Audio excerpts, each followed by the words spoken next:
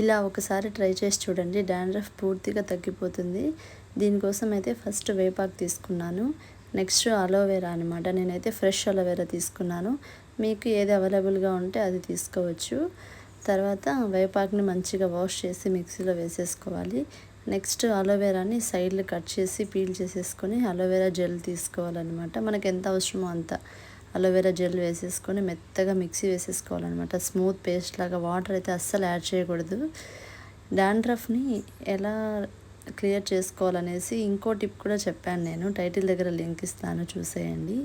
ఇలా మంచిగా smooth paste లాగా చేసుకున్నాక దీంట్లో 1 టేబుల్ స్పూన్ కోకోనట్ ఆయిల్ అయితే వేసుకోవాలి.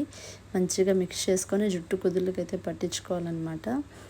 బాగా పట్టించుకొని ఒక హాఫ్ అన్ అవర్ అయితే వదిలేయాలి. హాఫ్ అన్ అవర్ తర్వాత హెడ్ బాత్ చేసామంటే నీట్గా డాండ్రఫ్ అయితే క్లియర్ అయిపోతుంది. ఒకసారి ట్రై చేసి చూడండి. నచ్చితే సబ్స్క్రైబ్ చేసుకోండి.